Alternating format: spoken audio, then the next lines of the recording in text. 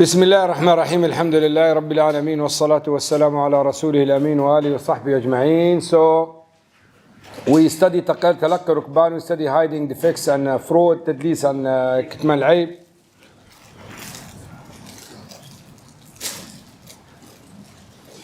So now we have بيع المسترسل. All these are examples of ظلم. بيع المسترسل is someone who comes to you and he says to you, I want to buy this laptop, and he does not know how much it costs in the market. So he will be depending on your advice. So you say to him, this is the price of this in the market is 1,000 dinars. So he'll buy it according to your advice. Then he finds out that this is not the price. You cheated him. You didn't tell him the truth. So these type of people who are not clever, they don't know how to find the price. Then they call it بيع المسترسل. So this is a ظلم, and this type of contract give him the chance to, it's suspended. Let me finish this and then ask, we finish the slide, then we open the door for the questions. Najash, you know Najash, an auction for example, when some people sells something in the auction, sometimes they make an agreement, hidden agreement with some people to come and just raise the prices. They're not buying it. So this laptop is for 100, 120, and he's saying 150. He doesn't want to buy. He just raises the price. So this is deceiving and cheating, and it's haram. It's dhulm. It's dhulm because you are causing damage to other people. Forced sale. Someone is forced to sell. If he was forced unjustly, then it's haram. It's dhulm. But if he's forced justly, it's permissible. Like who can be forced to sell? You have given the loan. Bankrupt person, for example, the judge can force him to sell his house to pay the people. So in this case, it's permissible. Otherwise, not. Monopoly is ihtikar. You know, it is when someone get everything from the market and hold it until the price goes up. Is this permissible or haram? It depends. Oh yes, I forgot this. So it depends. If this is a food, if the good is food, and it's needed, it's not available in the market, and he's holding it for the purpose of raising the price, then it's haram. Some scholars add another condition, and they say it should be received by him through a bay', sales, not as inheritance or a gift. If he inherited this or gift, he can keep it, he can raise the price, it's up to him. But a bay', then he can't do this. But the correct is, whether it's bay' or inheritance, if this affects the market and raises the prices up, then it's not permissible. Okay, if someone make ihtikar, monopoly on luxury product, like for example, some type of sweets or drinks that is not needed, is this haram? This is not haram, because this is not something that people need in their daily life. It's luxury. So you can do this, no problem. Khalas, bismillah, you can ask your questions. Bismillah. Yes, Akhi, you start. So I have two questions actually. Ask. So the first one is, in India, in conventional banks, we have this thing called Sharia program. It's a mutual fund actually.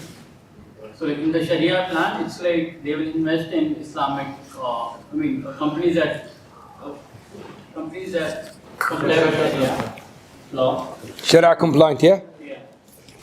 But like when we look at the data, it looks like it has been manipulated. So what is the ruling on? Try to be specific. How did you know that it's manipulated? Or like the prices it has increased. How? After signing the contract, the prices... No, by looking at the past data. I mean, is it someone who's professional who looked at it, or just ordinary people? Ordinary. Yeah, I mean, you can't rely on their understanding. These issues are very complicated. And I've experienced this myself. Many people, they say, oh, we checked this and I think it's haram.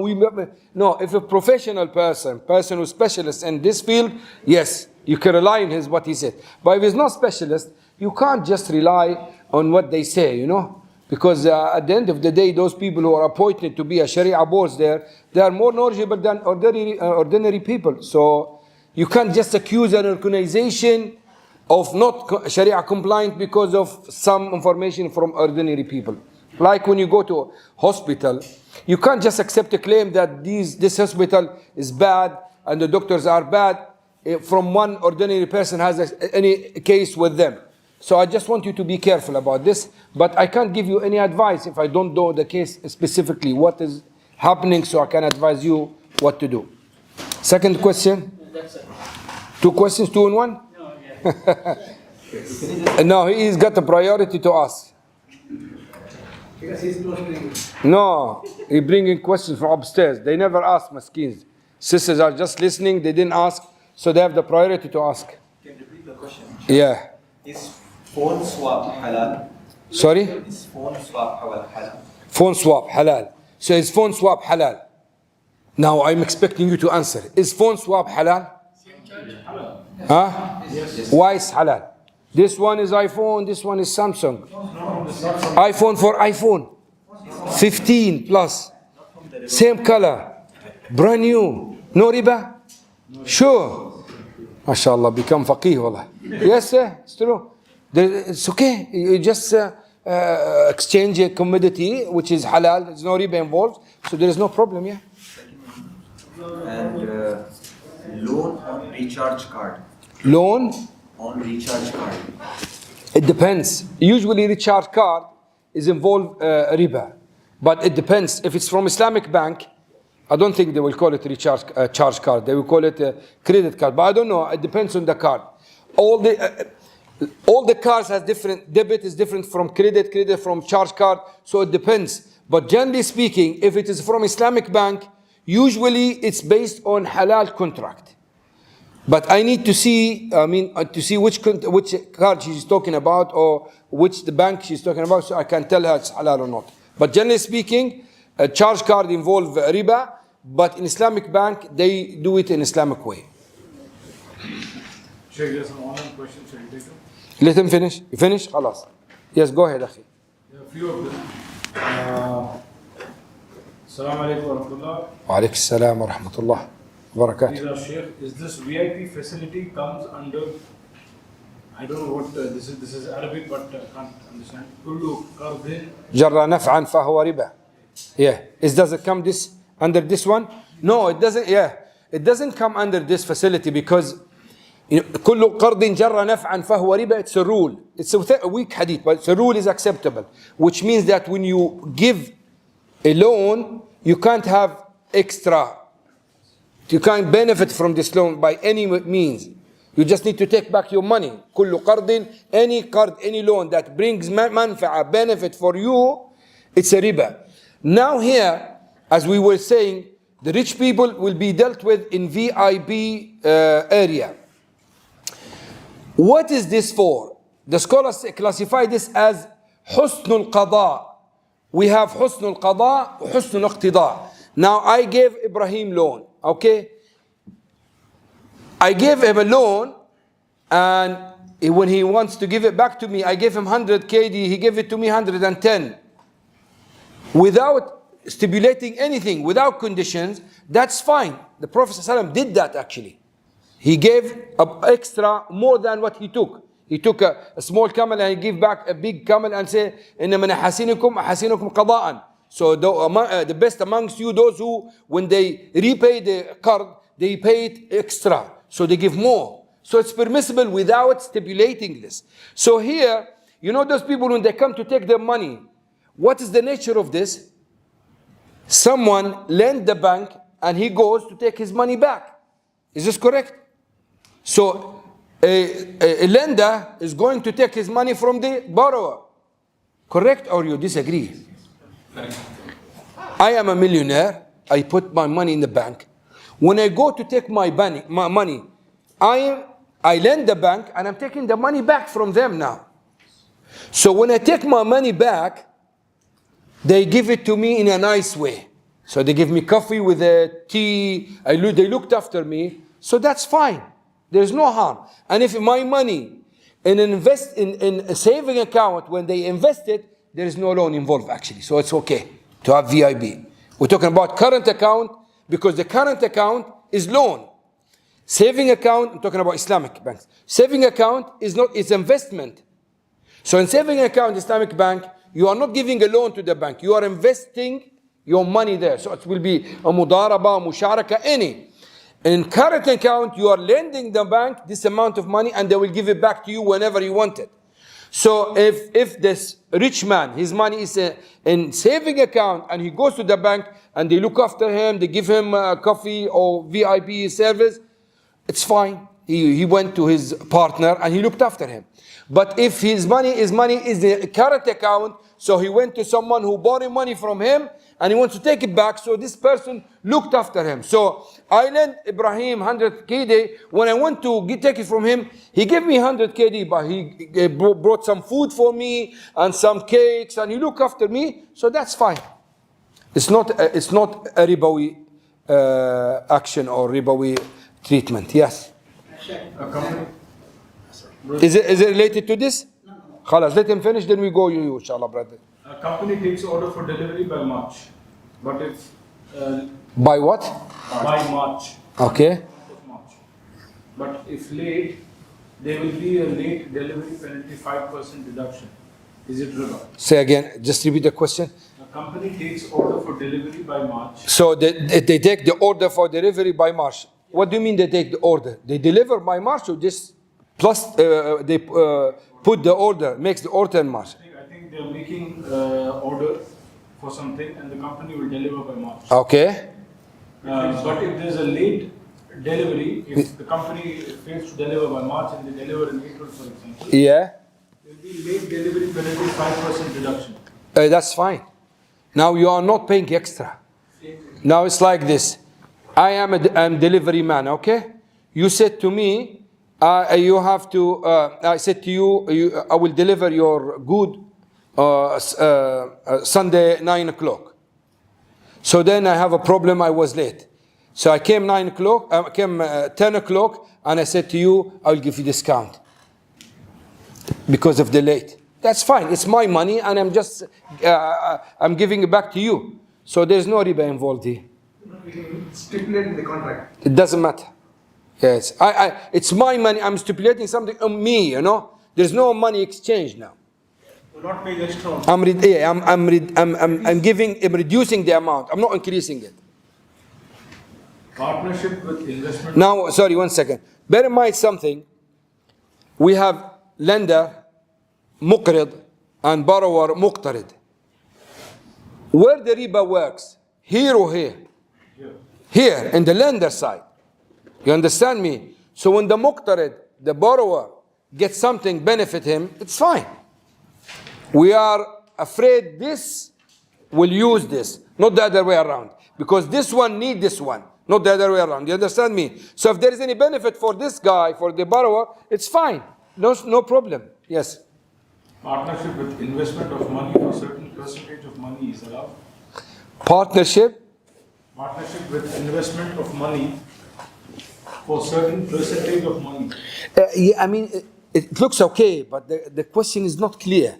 So basically, if he means or she means that they invest money in a company and the profit will be according to a percentage, as long as there is a profit there and they give the percentage, this is actually Islamic way of doing it. But the question is not very clear. But anyway, if it means that he invests money in a company and the company promised to give a percentage of the profit, not of the capital. Now, I tell you, oh guys, listen, I have a very good project. If you put 1,000, you got 2% monthly profit. This is haram.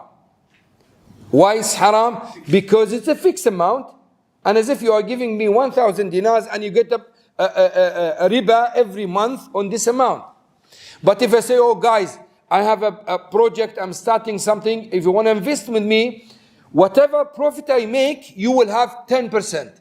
That's fine. If I make profit, I give you 10%. If I don't make profit, you don't take anything.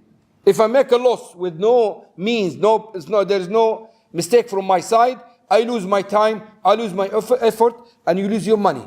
That is permissible. If it's situation like this, that I will give you 10% of your capital if profit is there. Yeah, that's fine. That's fine, yeah. But you are making it vague, but it's fine. as long as if the profit is there, so the 10% of your capital will be, let's say, for example, around 50% of the profit.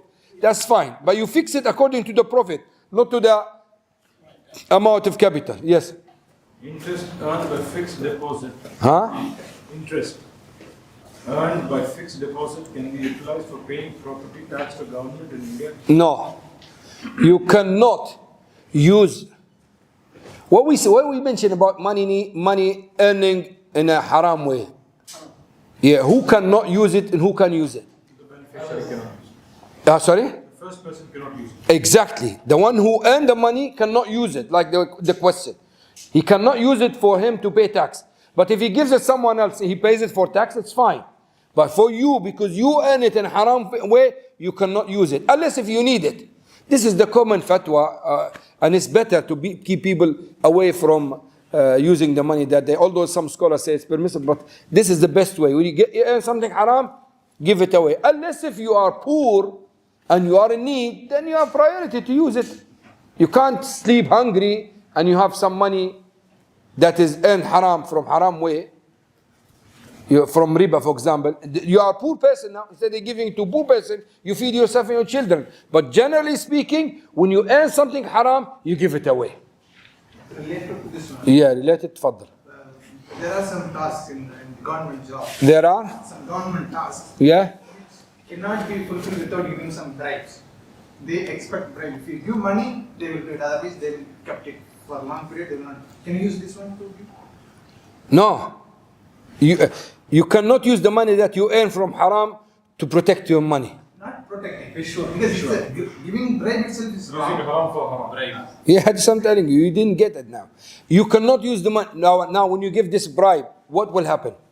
You're protecting your money, isn't it? You're saving your money. Not my money. You're supposed to give tax.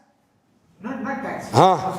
Even if I pay this money or my money, If you don't pay this bribe, what will happen? he will not process, do my job. Sorry? He will not do my job. So you're benefiting yourself. Yes. Yeah. Khalas, I told you, the earn haram money, you cannot benefit from it. You give it to someone else. Do you understand this? Unless if you are in a need situation, and then necessity, this is another case. So I have interest, money, I have to get rid of it. Give it to poor people, give it to masjid, any. But if I have, as I said to you, interest money, and I am hungry, I have no money, no food for me and family, of course I will eat it instead of giving it. But now I'm taking it as a poor person, not as someone who earns haram and eat haram. Because we told him to get rid of it. So what he will do, he will give it to poor person. He's already poor, he's hungry. So he's got the priority to eat and fill up his stomach and his children before anybody else. But generally speaking, when you earn something haram, you give it away. The local organizers take 5 kd per person. The local, Organizers yeah? take 5 kd per person and organize sports events to conduct the tournament. The winner will take the prize. Is it halal? I didn't understand it. The different teams participating, for example, in a tournament, Yeah? and every team is paying 5 kd. So then, The winner of the tournament takes all the winner of what? the tournament. Of the matches. Of the final, And it's a football matches or something like this? So would they pay 5, 5, 5? each team pays 5. Okay. The winner will take all of the. The money, yeah. Part.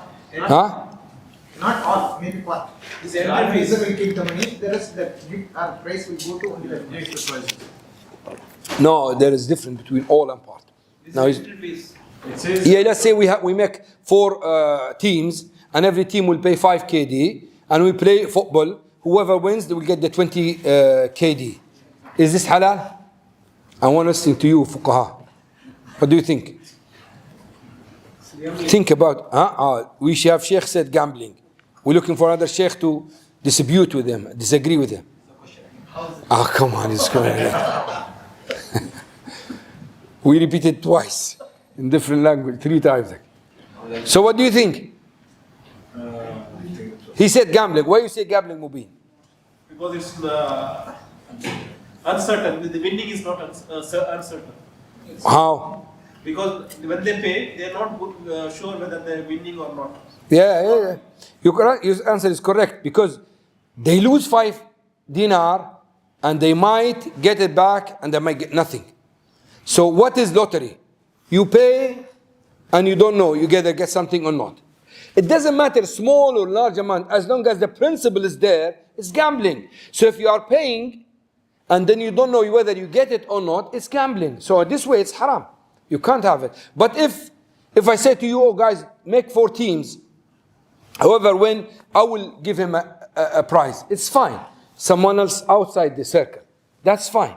But if the players, the competitors themselves pay towards this competition, then it becomes gambling. What if this money is used for organizing the event itself? And It's not a prize now. That's fine then. Talking about prizes. Sorry? The question is, the organizer correct the money? Yeah. It's not the players, it's No, they donate, but the organizer collect the money, but they pay. The players or the teams pay, but the organizer take the money and do it. So the payer is the competitor. They pay the money. So it's gambling.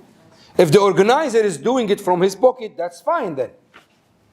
But this case, it's gambling. but if it is with an intention to win the match and get the 20 KD, if there are 4 teams, then it would be gambling, right? I mean, if their intention is... It doesn't matter as long as they pay the money and they don't know whether they pay 5 KD and there's a chance for them to make 20 and there's a chance they lose everything. This is gambling. This is gambling. So, Huh? Related to this? Related to this? Previous question. Huh? Previous. Okay, let's go for this and come back to you. so competition without registration fee, it's allowed. Without fees, not registration, without any fees, it's okay. As long as it's halal and it doesn't create fitna and trouble between the Muslims. Now, football, for example, even if there is no money involved, you see people fighting, people crying, people, some of them like worshipping the players. Some of them, I've seen them, they're making sujood, non-Muslim, making sujood for some players. No normal person, normal Muslim will believe this is okay. But if there's no money involved, that's fine. There'll be like a normal competition. Prophet ﷺ compete with Aisha running twice, radiallahu anha. And without money involving, it's okay. Yes, akhi?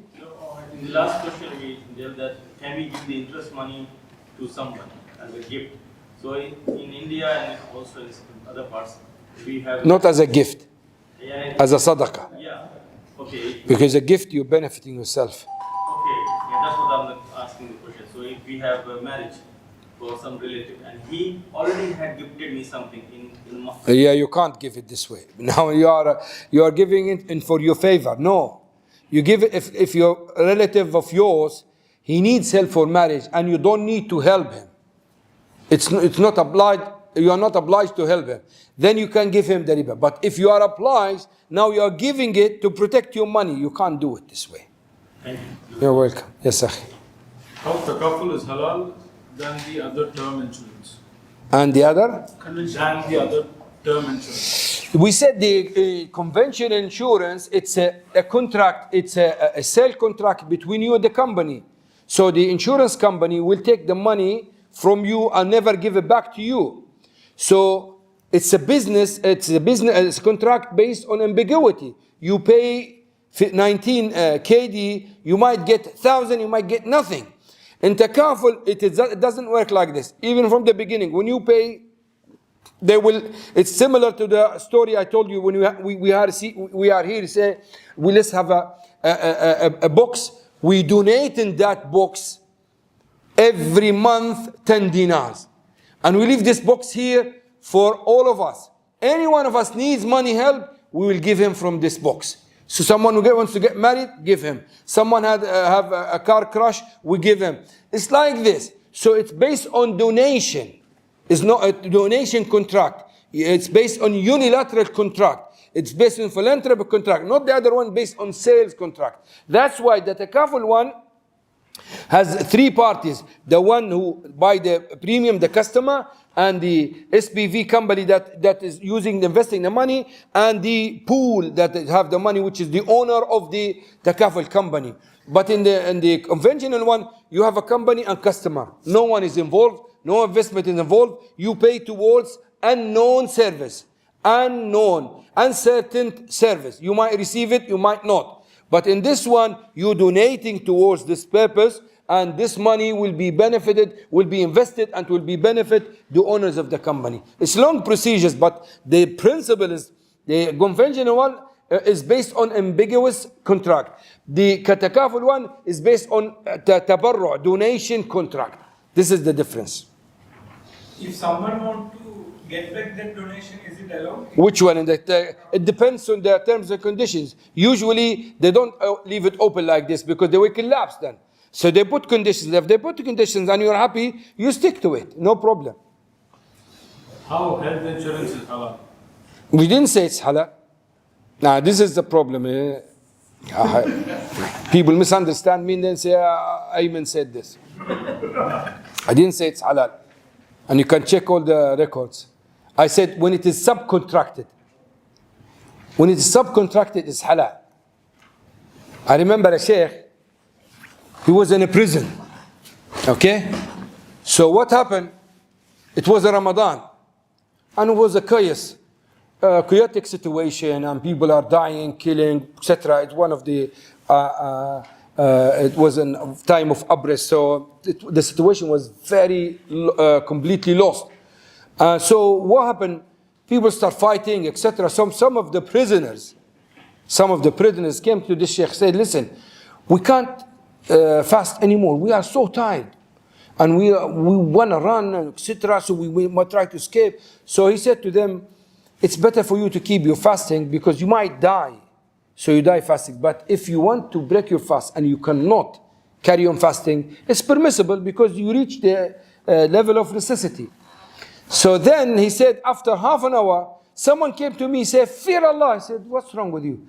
You tell people to smoke during Ramadan? I said, smoke? You know, they took the fat to break your fast and they go and smoke. He said, you can drink water to protect yourself. So this is what people do with the fatwa. You know, they go and misunderstand it and they will blame us. I didn't say health insurance is halal. I said insurance, general insurance contract is based on ambiguity. And ambiguity is less haram than riba. And ambiguity contracts, when it is not contracted on, when it is subcontracted, it's permissible.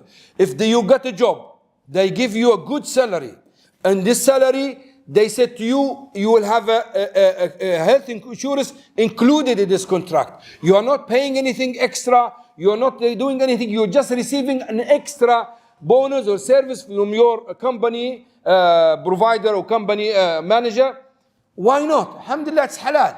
I'm not contracting on any ambiguity. In this situation, it's halal. But health insurance, to go and contract on health insurance, if it's conventional, it's haram, unless if there is need. If there is need, then you do it. For example, some doctors in Western countries, if they do one mistake, he loses everything. They will finish him. He pays everything. And you can ask, if you have some doctors abroad in the UK or in the United States, or these areas, in some places, there are very, very strict rules with them. So if they do mistakes and they don't have insurance to cover this, they are finished. So in this situation, we say, you can go ahead. Because you are now in a very high risk to commit a mistake that destroy your life. And we said ambiguity can be allowed and when there is need. But generally speaking, health insurance, car insurance, conventional insurance is not halal. Related? Yes. Usually in the construction field here, there is a rule or there is a requirement by the government or by a mall, for example, that you need to give workers insurance or you need to submit some kind of all-risk policy. Is this allowed? It depends on the, first of all, if there is any takaful insurance, then you go for takaful. But if there is no takaful and this is part of your job, and if you don't do this, you lose your job, then you look at your situation. If you can find any way to avoid this, avoid it. If not, then you come to the state of need, you can go for it. But now it's haram because you are subcontracting on the insurance, you are contracting the insurance itself. So it's not subcontract now. It's subcontract for them, not for you. For you, you are contracting, so it's not halal for you.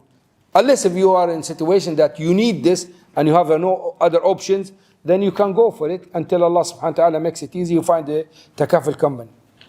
Any other questions from online? Last question, I think. Last question. What are the three items you mentioned? Riba, ambiguity, and the third one? Dhulm, oppression. So the three roots of haram in the Islamic contracts: riba, ambiguity, gharar, or dhulm, oppression. These are the main roots of any haram defects in the Islamic transactions.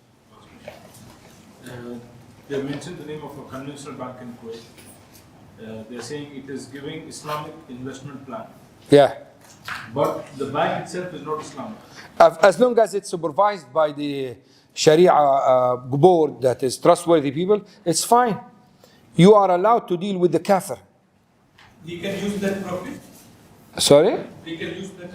Yes. I mean, if you are allowed to invest in any contract, then you can use the profit. Now, forget about the conventional bank. If a kafir, non-Muslim, wanted to set up a business according to the Sharia, do we say it's haram? No, it's halal. It's fine. It doesn't matter. Our issue in the financial section is to look at the contract. Is it halal or haram? It doesn't matter who's the parties of the contract. Muslim, Jewish, Christian, it doesn't matter. As long as the contract is halal, it's fine. Actually, the fatwa of the International Academy Fiqh, if the Islamic banks can join conventional banks to set up a huge business, as long as this business is led by the Islamic banks, is controlled by the Islamic banks, so they make sure that there's no riba involved. So it's fine. You can have your partner non-Muslim, no problem. You can have a Jew as a partner. You can have a Christian as a partner. Atheist as a partner. No problem. It's a business. It's business. Not necessarily to deal. The company used to work with kuffar. Used to work with kuffar, no problem. Sure, but the profits that they generate out of this investment plan will go towards development of that bank, for example. So is it, indirectly. Doesn't it come under the ta'awun? No, it should come to the other way around. If they make money through these investments, this encourage them to have more halal investment, because now they taste the fruit of Islamic. Why do you think they go for this? They are now either they already been told that there is a good profit here, or they are testing the market. So it's good to do this. Now, if you have a neighbor. If you have a neighbor, and if you mix with this neighbor, if you work with this neighbor and he works with haram, and you know that if you involve a new company with him, you will make it halal way, will you say, no, I'll keep away, I don't want to encourage him, this will encourage him to do haram, or you will go for this business, so at least you are bringing him slowly to the halal way. So it's fine, inshallah, there's no problem with this. Sheikh, Yes, sir. in Canada, there is some institution for Islamic financing they are giving for the house purchase, but they have the arrangement with the conventional bank. They are bringing money from the conventional bank and giving you the Islamic loan with the Islamic documents. But now their source of money is haram because it is coming from the conventional bank. They are paying the same interest on these things. So they take the money from conventional banks in a ribawi contract, Yes, and then they give it to halal. Why they do this? because 37 Islamic conventional bank probably they are paying only 3%. Okay. Yeah, to you, the Islamic loan they are paying 4%, so 1% their interest is there. So why they do this? They do because demand of the Islamic loan is Just as a business, huh? Yeah, for you to take a loan from them is fine. For them it's haram. for me, I don't need to check if they're Exactly, it's not your problem. It's not your problem. It's not a stolen money where you say, no, this is money so and so. It's we mentioned yesterday, remember when we haram li kasbihi. You remember this? Yeah, we mentioned this yesterday. Remember the story of Barira? When she got the sadaqah food, and the Prophet said, it's sadaqah for her, it's a gift for us. So it's changed now. The way of earning is changed. They got it from haram way, which mixed with other money, but you are using it in halal way. But if this is the only way that their money, it's better to avoid it. Not in this case, as he said, don't encourage them to تعاون على البر والتقوى. Now because they are doing for business purposes, it's not to change, to help the community. So, but generally speaking, you have nothing to do with the contract from the way they get the money, as long as it's not intrinsically haram. The way they earn it is not your business, as long as the contract between you and them is halal. Someone is asking the yakhi. Yes. Sheikh, let's say a seasonal product, food product. We buy the product, but I don't sell it in that season because I get a lower price, lot of competition. Yeah. So I don't sell it. I hold it. Okay, and off season I start selling. Obviously, in off season the price is high. Yeah. So does this fall under monopoly? Is it available in the market? Of course, it's available. Khalas, that's fine. And also, it is not an essential. It's a you said it's a fruit, isn't it? Yeah. So It's not a bread or water, something that's essential for people. If it's not essential and it's available in the market, there is no doubt you can hoard it for as long as you want. Then you sell it. Yes, Akhi, you want to ask it? Three questions. So the first one, when we make a Google Pay transactions, they give us scratch cards. They will give you? Scratch cards. Okay. And if you swipe it, like, okay, you get some cash back like this. And sometimes, okay, 1 KD or 5 KD. So what do you do at the beginning? Google transaction. Yeah, I'm transferring an amount. Mode of payment. Huh? It's a mode of payment. Yeah, but I mean, transfer money from where to where? From your account to somewhere else. So what Google benefits from this? We are using the service. Do they charge for this service? Google. They don't charge. And then they give you money. Yes. So the way the cashback is come, they give a scratch card, and it changes every time. Sometimes you won't get, sometimes. So Google do not benefit any physical money from your side. Is there any charge for this?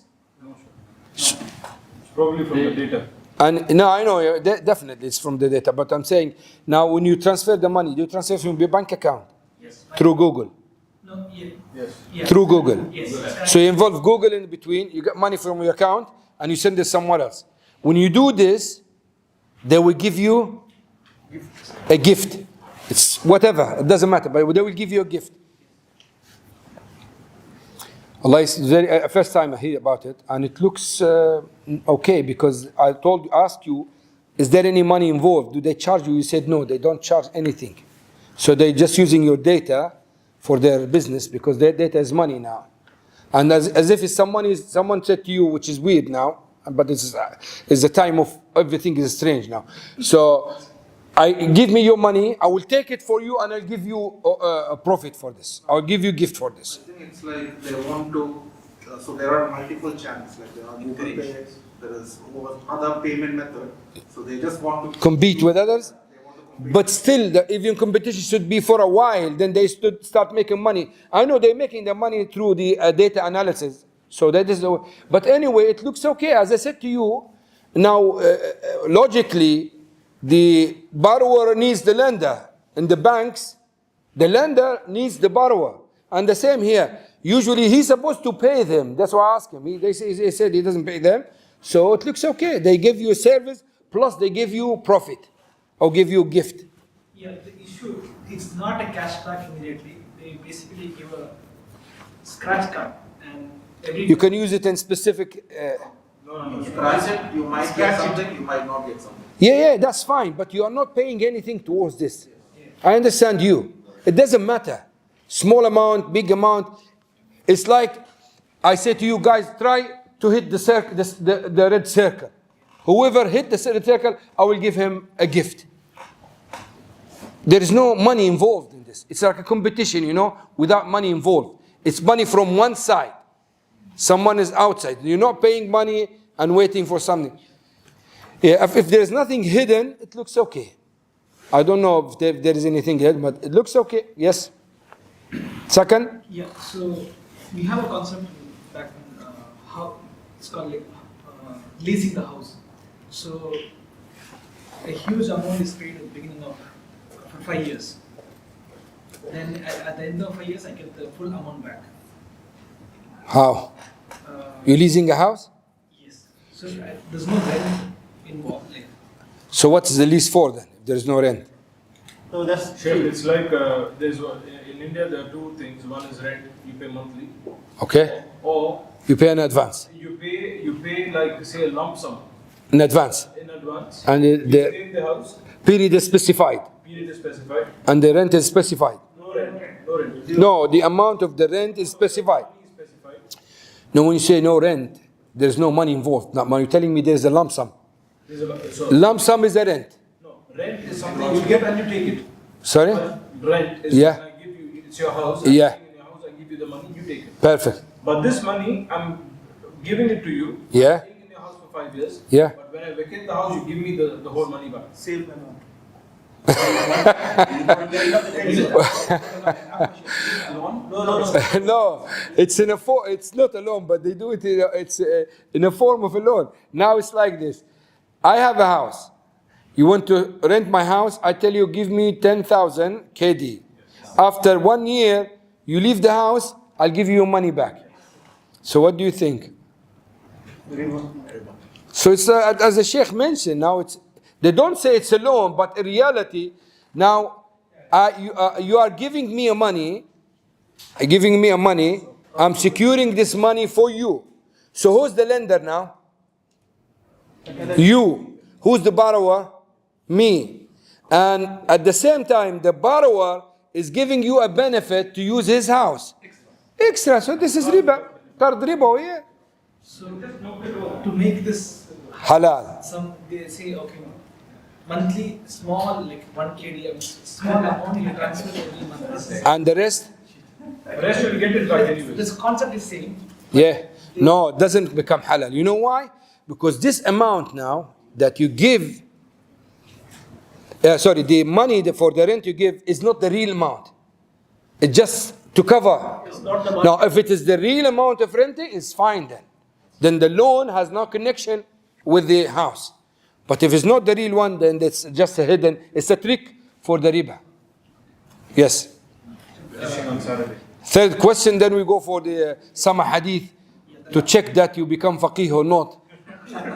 وفي الامتحان يكرم المرء ويهان. Yes. So investing in a company, okay, stock market, for example, company like Apple, the product is halal. So, but Zayas yesterday, but what if they have taken a loan? Like, So the companies are three types. Pure halal company, they are very few. It's said they are about 2-3%, something like that. Pure halal. When you say pure, they don't even put their money in conventional banks. That's Islamics. Those are very few. Majority of the companies are mixed, halal and haram, which means it could be halal in terms of the product they're trading in, but the money is used in conventional banks. They take loans, they use riba, and there's about 19% or 18% pure haram companies like porn company, pork company, gambling companies. That's pure haram. So trading in the pure haram, it's pure haram. Trading in pure halal is pure halal. Trading in a mixed one, it's a mixed one. As simple as this. So it's like this. So the mixed one, there are different opinions, mixed opinions, because if they mix up everything, so everything is mixed up for them as well. But try your best to choose as less haram as possible, because it's not easy to find pure halal company.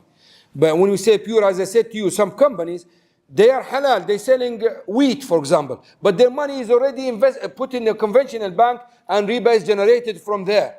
And when they give you profit, they give you profit with riba. You understand me? So try to avoid this, unless if you have no options. I always encourage you guys always try to think, you invest yourself. Don't rely on shares. Don't rely on other people investing your money. Try to come up with an idea. I know not everybody can do this, but if you start thinking this way, even group business, so one of you is clever, can lead the group, the rest will help. Start to come. It's easy. I don't think it's impossible. You can come and you can implement your idea, and they will accept you in the market, because money talks. If you have money, you are welcome. It doesn't matter. You have beard, you don't have beard. You have money, you are welcome. You don't have money, nobody cares about you. So try always to think about setting up by yourself. No, when you say yourself, it doesn't mean you are alone. Now, all the world now is working as a team now. Even the big companies, they don't use their money. They get money from other partners, other funders, and they use this money for business. So this is the best way of doing it. But dealing with mixed company is permissible.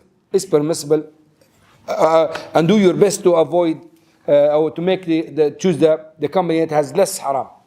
Last question, then we go for the hadith. Yes, I need to change the slides. For riba, Yeah. we say like Allah Subhanahu wa Taala that Salah. who deals with riba, who is witnessing riba, who writes riba is punishment, right? Yeah.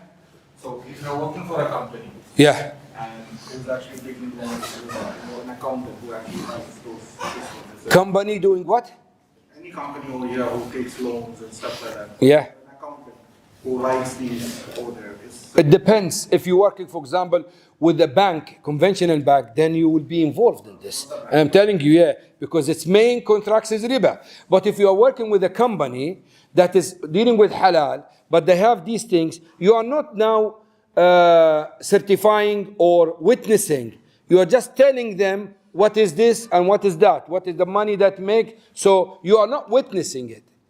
Although you better to find a company that is not dealing with this haram. But I'm just telling you, you're not in the bank witnessing this contract. You are not just telling them what they have done. As if you are meeting with someone who transacted halal and haram, you are telling him, this is a halal contract, this is a haram, you made this money from this, so you're telling them what they've done. If you are encouraging them, improving their business to carry on haram, then this is wrong. But if you're just telling them what to do, and most of their business is halal, then inshallah, hopefully, there's no harm in you. Wallah, it's difficult. Difficult life. Renting a building for a bank, is it halal? It's not halal. If it's conventional, it's not halal. Because you are contracting on directly haram thing. Because this business is haram itself. You are not, for example, renting your house to a Christian man who maybe drink alcohol or commit something haram in the house. And this contract is permissible because you are contracting for rent. You have a rental contract. There's no problem. But with the bank, you are contracting with the one who is trading in haram. Now, we will choose few hadith just to check that we understood why you are escaping. Okay. They don't want to answer. Okay, so I need Ibrahim. Can you read the English? Yes.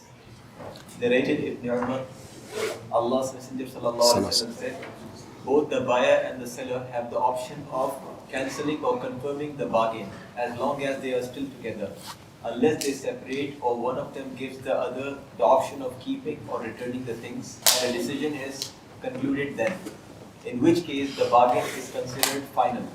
If they separate after the bargain and none of them has rejected it, then the bargain is rendered final. Tamam. So this hadith now, I want you to think. I'm not going to explain it. You will explain it. First of all, which part of the slides we studied this hadith?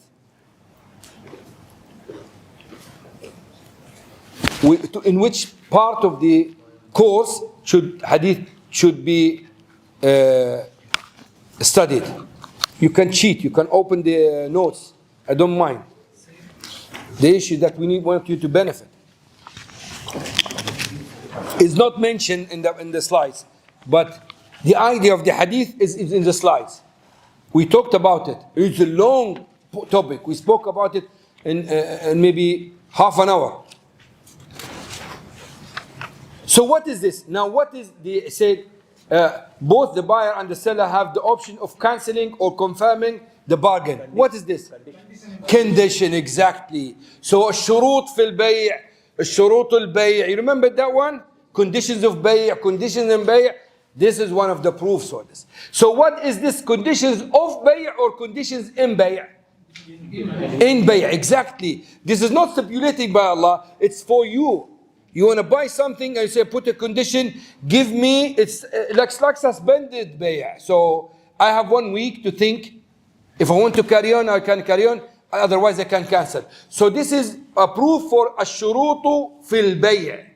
So you can, the Prophet allowed you to stipulate or to have, to put a condition in the contract. You can cancel or keep the contract. So if someone asks you, what's the proof of shurutu fil bay'? This is one of them, Sahih Bukhari and Muslim. The Prophet ﷺ allowed us to include conditions in the contract that give us the option to carry on or cancel. So this is hadith number 1, okay? Now he said, this is they call it al-khayar. So to have the options, he said in the hadith, as long as they are still together. Still together, the correct opinion that they're still in the same meeting. Okay, still same gathering, majlis, yeah, khiyar al-majlis. If they separate and go, Ibn Umar used to buy, when he finished, they haven't finished talking, he goes out and come back. So to make the bay' done. Because they call this khiyar al-majlis. This one, even without stipulating it in the contract, it's there. So if I'm talking to you, Tanweer, I said to you, you accept this, you said yes, we finish everything, but I'm still here. Then I said to you, listen, I don't want to sell it to you. I can cancel. We could still in the majlis. Okay? But the majlis is different now. It's changed now. You know when you go to buy something online, what is the majlis? He's in Canada. Or you are in Kuwait. There is no one majlis. So majlis here doesn't mean that we should be together. We are in the majlis al-aqd. We are contracting. So you can understand how the life is changed. And when you buy, there is no, do you accept my product? You say yes, no. Approve. You click send or you click buy or something, and just the bottom. So the life changes. Today, when I was recording, I just mentioned a story of Ibn Abi Zayd al-Qayrawani. It shows you how the ijtihad moves and changes. Malikiya prohibited having a dog, unless if it's for hunting or for guarding, hunting, and for the sheep, to look after your sheep. That's it. Ibn Abi Zayd al-Qayrawani, one was of the scholars. In his time, there was unrest in that area, criminals everywhere, and the situation was horrible. His wall collapsed. And so now he doesn't have a door, nothing. So he got a dog to protect his house. So when some Maliki came to him, you see, you are a Maliki scholar and you're going against Malik opinion, you get a dog. He said if the Malik alive, he should have a lion, not a dog, because of the situation. So Ibn Abi Zayd is saying Malik is not with us. If he's with us, saw what is going on, he won't say no.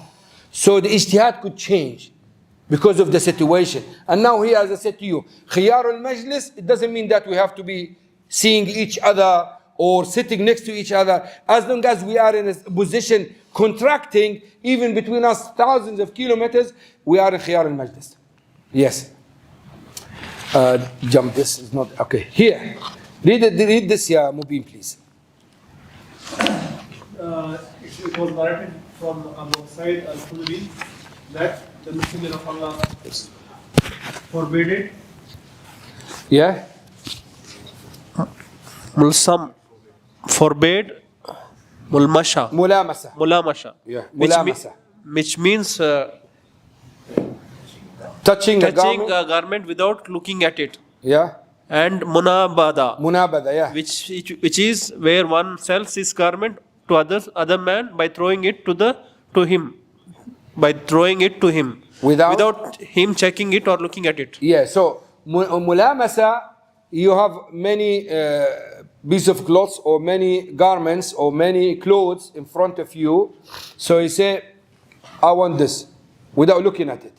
And munabada, you get a stone or anything, you throw it, whatever it hits, you will buy it for 10 dinars. This is haram. Prophet prohibited this. Why? Certain. MashaAllah. Fuqaha. It's ambiguity. Gharar.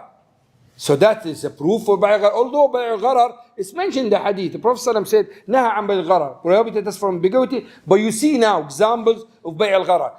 Does it look similar to something we have nowadays, for example? You remember we talked about funfair and shooting? Similar to munabada. You throw something, if it hits a teddy, you get it. If it hits the wall, you get nothing. So similar to it. What's the first one, Sheikh? Can you explain the first one? Which one? Mulamasa, you just touch the thobe, the garment, without knowing it, without seeing it, you just put your finger and say, this one. So you don't know, is it small, big, for girls, for boys, it's something unknown. You just put your finger on this and you buy it. Jahiliyyah at that time, they used to do different type of sales, crazy. But the wisdom behind it is behind prohibiting it is one, which is ambiguity. Now, if you put your hand on something, like I said, mulamsa, which means touching a garment without looking at it. If someone in a textile shop or a factory has many type of garments, and you said, I want this. You don't know how big it is. You don't know the quality of it. And you pay for it. Then you go home, you check it, you find it rubbish. This will lead to problems. Or the other way around. He's expecting you to touch something low quality for 10 dinars and you touch something high quality. So he's obliged to give it to you. So it will lead to dispute. So as long as it's unknown, it's haram. But if you touch it, that means you open it, you check it, then it's permissible. Okay, let's go for this one. Okay, now, okay, you read or Tanweer, one of you with the microphone. You can read it, please. Abu Hurairah radiallahu anhu narrated that the Messenger of Allah sallallahu alaihi wasallam said, "May Allah bless him and grant him peace." Sallallahu alaihi wasallam said, "Do not go out to meet the caravans for trade. Do not bid against each other. Outbidding in order to raise the price, and a townsman must not buy on behalf of a man of the desert. And do not tie up the udders of camels and sheep so that they appear to have a lot of milk. For a person who buys them after that has two resources open to him after he milks them. If he is pleased with them, he keeps them, and if he is displeased with them, he can return them along with a sa of dates." A version by Muslim has, if anyone buys a sheep whose udder has been tied up, he has 3 days in which to decide whether to keep it or not. So this hadith nearly concluding all the type of haram that we talked about, or many of them. Now, la talaqqa rukban, the first one, that do not go out to meet the caravans for trade. You remember I said to you, when the people, Bedouin, come to sell, usually Bedouin, they're expecting small amount of profit, they are happy with the small amount of profit. You can't go and be a samsar, a broker for them, because if you do this, you will mess up the price. You will raise, because you know the market. And Allah wants this. Allah wants those easy people, innocent people, ordinary Bedouins, to come to the market and sell cheap, so they make a profit, and suits them in their life there. And at the same time, people will buy here in a low price, so they can put profit, the price still okay. But if one of those people go and meet those caravan and say, no, don't sell it, I will do this in your behalf, and he comes to the market, start fighting, raise the price, he will play with the circle of the business. It was normal, it was very nice, basic Bedouin, accepting small amount, moves to the market, get a profit. No, he messed it up now. He moves with the profit he makes the Bedouin make a profit like the people who in the market, which means the prices will go up. So la talaqqu, okay. Now what is the wisdom behind this? Is it ambiguity or dhulm or riba? Dhulm, exactly, dhulm. This is dhulm. Now the second one, he said, وَلَا يَبِعْ بَعْضُكُمْ عَلَى بَعْض. Do not bid against each other. I am selling this iPhone. Brother Ibrahim wanted to buy it. He's happy. He like it. And he's going to give me 1,000 dinar for it. Then Tanweer jump, say, Ibrahim, I got the same one and I'll sell it cheaper for you, 900. If you go to him before he comes to me, it's fine. But now we finished the contract. So now this is dhulm on me. Alhamdulillah, Allah gave me this rizq now. I'm selling it. I'm not cheating him. But you make the price lower just to get him from me, and this is dhulm. This is not the way of competing in Islam. Khalas, Allah gave me this rizq, say alhamdulillah. You can't jump and spoil this contract. Yes? This is bringing the price down, right? Like if you're bringing that, like in case of auctions, you're bringing. No, auction is different. Auction because it's open for this purpose. You can compete as long as you want to buy it. You're not just raising or lowering the price for no reason. It's fine with auction. But talking about just normal bargain sales. So this is a haram in this way. If I find that you are really cheating him and he's my friend, so then I... Cheating. No, cheating is different. You need to advise him. We're talking about normal buy and sell. You know, in the market, if I'm selling this for 1,000 KD and its value is 700, I want to make 300, and this is what people make. He comes, he knock it down to 800, so he will only make 100 dinars. Just to spoil the contract between him. Now this is haram. And it happens a lot. Many people, they just demolish the market. They finish the market and they make dhulm on all the other colleagues in the market just for the sake of getting the customers. And the townsman, the لا يبيع حاضر must be not buy on behalf of a man of the desert. لا يبيع حاضر oh sorry, وتناجش. Where is it? Outbidding in order to raise the price. Yeah.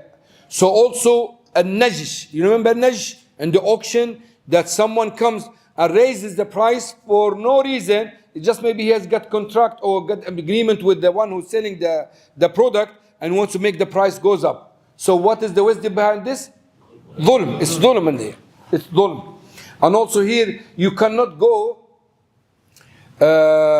You cannot go for someone, a town man, a Bedouin that comes from the Bedouin area, and you go to him and you take his goods and you sell it in his behalf, because the same, this will raise the prices up. And do not tie up the others of camels or sheep. So some people, they used to do it, and this is deceiving, isn't it? So they tie up the other, so it looks full for 2-3 days. When they sell it, it looks full. Where in reality, it's not like this. It's lower than this. So when I come to buy it, he will untie it then, but it looks full of milk. So when I buy it and I milk it, after a while I found that it doesn't full up like this. So the Prophet ﷺ gave me the option. What is this? Return. Yeah. So what do you call this? Condition. شروط في البيع. Condition. He gave me the option to give it back with a sa' of the date, or I accept it. If I accept it, I'm fine. If I refuse it, I can give it back. خيار العيب. So this is the, remember we told you in the dhulm, if there is a defect, I'm hiding a defect, or I'm doing fraud, at least I'm cleaning and painting my car, it looks new and it's not new. In this situation, you have the khayar, the option to cancel. What's the proof? This is the proof. Proof is here, in front of you. But there is a sa fixed, right? Sorry? Here there is a sa fixed, the return. Yeah, if you, in this one, yeah, you return it with the sa'. But in normal case. No, not like this. Why you give the sa'? Because he milked it. Exactly, yeah. And it is a big issue, different opinion. Some scholars say no, we don't give it anyway, it's a long issue. So this hadith, yeah, Tanweer, Allah Messenger forbade. Messenger sallallahu alayhi wasallam forbade the transaction called Habal al-Habala. Habal al-Habala. Which was one entered into in the Jahiliyyah era, whereby a man bought a she camel which was to be the offspring of a she camel which was still in the mother's womb. Yeah, agreed upon. Na'am bay al-Habala. So he comes, you know, this camel in front of him is not pregnant. He will buy, it's pregnant. He will not buy the baby in the boob, he will buy the baby of that baby. So look at him begawiti now. Not even this baby, the baby of this baby. I told you they're crazy. They do some type of trades, it's completely crazy. So the baby of the baby, of course he will get it cheap. And the wisdom is this, when he pays for this, usually he will give it for him for cheap price. Because it's going to come after 1 year, so and I can have the money from now, invest it, etc. So I make profit, and this when it comes, I will give it to him. Either it's alive or dead, whatever. So this is haram. Why it's haram? Huh? Practice on the baby. Yeah, why it's haram? Gharar. Yeah, why it's gharar? Because 2 generations later, we don't know if she'll get a she camel. Yeah, but how you explain this? How you present this? The contract is not on the commodity, but There is a high risk in getting them. delivering the commodity. You don't know whether you'll be able to deliver it or not, because as a seller, you're supposed to deliver the hablul habala, the baby of the baby, and the risk is high to deliver this or not. It could die. Actually, the baby could die. The grandmom could die. The camel itself could die. So the whole family disappear. Yes. So yesterday the brother asked about mangoes for the next season. So does it the hadith related to that? Yeah, it's gharar as well. It's gharar. Yeah. If you waited, you read this hadith now. You read it. Oh, he's got the microphone. Tanweer, you got the microphone? Yes, sir. So read it, akhi. Ibn Umar radiallahu anhu, narrated that the Messenger of Allah sallallahu alaihi wasallam said, sallallahu alaihi wasallam forbade selling fruit until it had started to ripen. He forbade the transaction to both buyer and the seller. Yeah. So the fruits cannot be sold, and it is until it to start ripen, until it comes out and it shows that it's red or yellow. It depends on that. So it shows that it is getting it has like the risk of the losing this fruits is too low, because the fruit is there already and becomes have that type of color. It shows that it's closer from being ready and made. Before that, you cannot sell it. Why you cannot sell it? Because the chance of losing it is high. It's still not there. So this is the reason that this is connected to his question. We talked about mango. Why it's prohibited here? Huh? It's gharar, and also it's dhulm as well. If I buy it and then something happens to it, then it's subhanallah, I'm losing my money. Same one, same question. Okay, now this one, read it, Tanweer, please.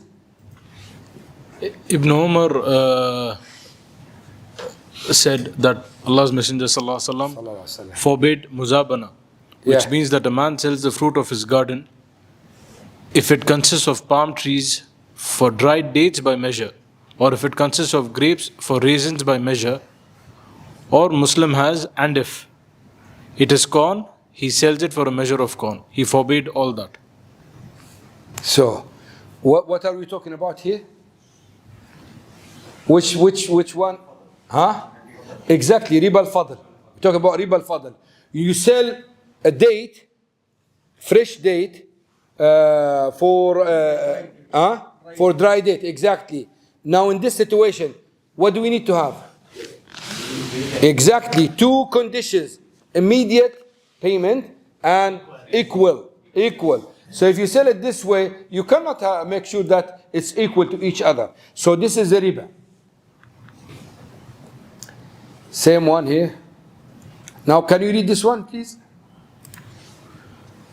Abu Masud al-Ansari said that Allah's Messenger sallallahu alaihi wasallam forbade the price paid for a dog, the hire paid to a prostitute, and the gift given to a soothsayer. Bukhari and Muslim. Yeah. So what is this about? Condition of sale is Conditions of sale. No. What is the condition of sale? forbade the price paid. Huh? Haram item. Yeah, haram items, exactly.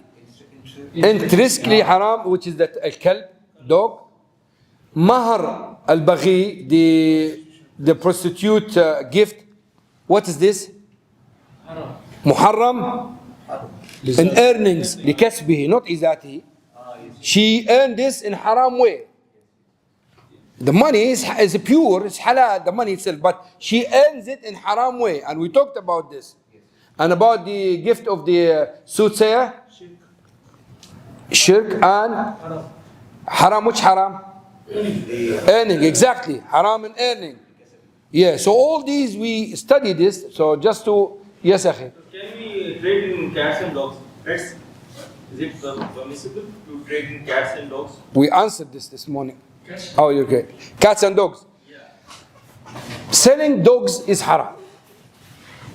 Majority of scholars say any type of dogs is haram. And Abu Hanifa make an exception for dogs that use for hunting or for guarding, because there is a manfa'a benefit in it, so we can trade it. But majority say it's not permissible. The cats, majority say it's not permissible because Prophet ﷺ naha, he prohibited us from selling as-sinnawr, the cats. But scholars, many scholars say sinnawr, he means the wild cats, tigers, lions. But the house cats, this is fine. This is beneficial for the house and it doesn't harm the people, so it's permissible to sell. But always, when it comes to your source of rizq, sustenance, make sure you go for it pure as possible. If it once happened, it's fine. You have a cat and you want to sell it, that's fine. But to have it as a business, I don't advise you to do so. Especially it is rubbish. There's no benefit. And not only this, some people, they go extreme and they start doing something stupid. A beautiful cat for 1,000 KD. Come on, man.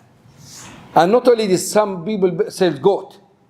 And they say, beautiful goat. How can goat be beautiful? With long ears, they say it's nice, beautiful. Subhanallah. Wallah. Some people say eagle. What do you call it? Falcon. Yeah, falcon. For millions. I've seen this myself. Millions they sell it. This is definitely ayadan billah, wasting money. So why it's the value is billions. So what will happen? You're just waiting for a big cat come and hunt, eat it, and you lost all the millions. Come on. Yes, you can pay for it, but not for this large amount. This is wasting money. This is israf. Camels and horses. Sorry? This happens for camels and horses. Yeah, but camels and horses, they are expensive. They are really expensive. Long time ago. They're not like this. But when they exaggerate, it's the same problem. When they go far like this, there is no point. Now, for example, some camels, they have very nice way of type of milk. So people buy it for this purpose. But there is a limit for the price. You shouldn't go. Usually, when the prices go crazy, you can see people, they just involve this. They do it for sake of showing off and things like this. There's no real transaction involved. Because usually the money is for the value of the product. You're buying, like for example, some cars. I'm not saying it's haram, but I'm saying wasting money. Now when you buy a small car with 2 seats for million dinar, what's the purpose? You are just showing off. It's not because of safety. It's not because of you are using it for, no, just to show that I'm rich man. This is not the way of using the money. Many people will be upset today. Okay, so this one here. Rafi' bin Khadij reported Allah's Messenger sallallahu alaihi wasallam saying, the price paid for a dog is impure, the hire paid to a prostitute is impure, and the earnings of a couple are impure. Now the translation is not pure because he translated khabith impure, and this is according to his understanding. Al-Baghi. Yeah. Now the money of the prostitute is impure. Come on, man, it's pure. He should say it's haram, not impure. Anyway, the price of the kalb is impure. It means that it's haram, not najis. And the prostitute money is haram as well.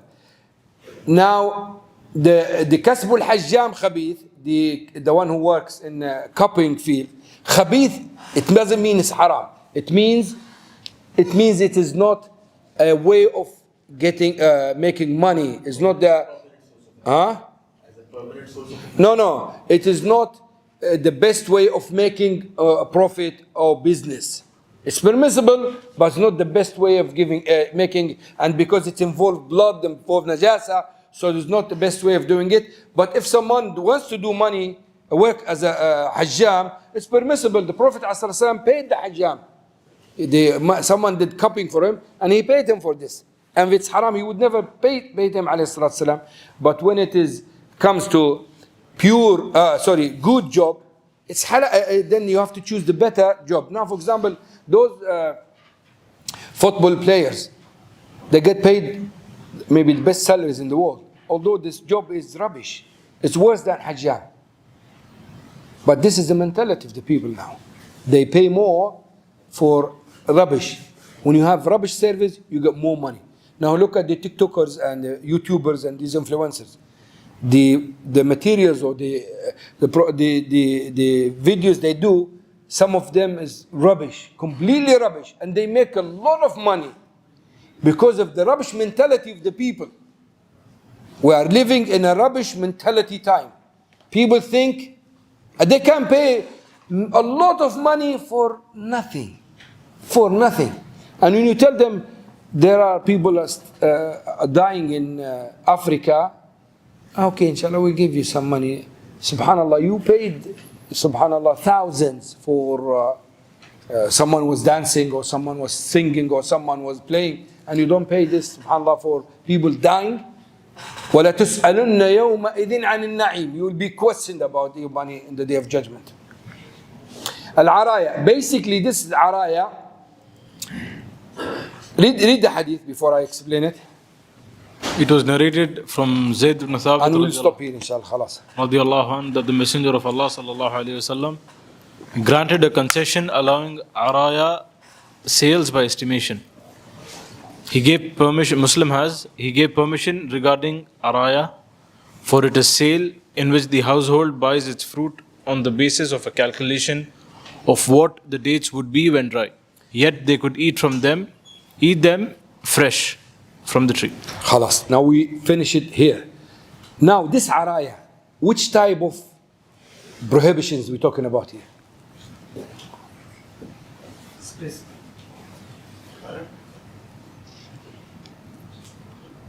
Because it's the last question. Ambiguity. No.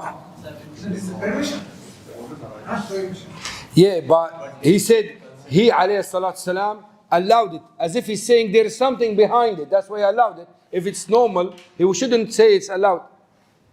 So what is involved here? What is involved? Just tell me. Huh? No, just read the hadith. What is the sale here? What's the products involved here? Date for date. Date for date. Just date for date. So it's riba al-fadl, isn't it? Now, according to what we studied, now what is this? Now people before, especially those who are not rich and they don't have palm trees, they want to taste the fresh date, rutab. They don't have it. So they have dry date. So they come and they say, you see this palm tree, I will buy its fruits with this amount of dry date. Now we studied in this situation should be equal to equal, isn't it? This is exceptions. It's an exception here. Illa al-araya. Why it's accepted? Because if you remember, riba al-fadl is prohibited to block the means for riba al-nasi'a. So it's not meant to be blocked.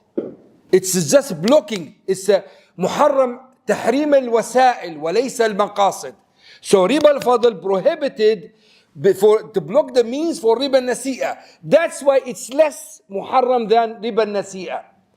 So that's why it's allowed here. Why it's allowed? For luxury. They want to eat fresh dates. They don't. It's not a necessity or need. They're just for luxury. للتفكه. And the Prophet allowed it, which means riba al-fadl is less than riba al-nasi'a. Riba al-fadl, it's a means for riba al-nasi'a, and it was prohibited to block riba al-nasi'a. That's why in some situation it's allowed. So when we talk about riba al-fadl and we want to make qiyas, sometimes we allow it for some reasons similar to this, and we don't go extreme like riba al-nasi'a, which is completely blocked. وصلى الله وسلم على محمد وآله وصحبه أجمعين. أسأل الله العظيم رب العرش الكريم أن يجعلنا وإياكم ممن اجتمع على كتاب الله ليس له غرض إلا تعلم كتاب الله وفهمه والعمل بمقتضاه، وأن يجعلنا وإياكم ممن اجتمعوا جمعت معهم الملائكة وذكرهم الله في من عنده. نسأل الله سبحانه وتعالى يرزقنا وإياكم الإخلاص والعمل بما سمعنا وما تعلمنا. May Allah subhanahu wa ta'ala accept from us Inshallah, make us from amongst those who gathered for the sake of Allah subhanahu wa ta'ala. The angels stayed with them and then goes to Allah subhanahu wa ta'ala and tell him that we gathered just for the sake of Allah. أسأل الله العظيم رب العرش العظيم أن ينفعني وينفعكم بما قرأنا وسمعنا وتعلمنا وصلى الله وسلم على محمد وآله وصحبه أجمعين وجزاكم الله خيرا.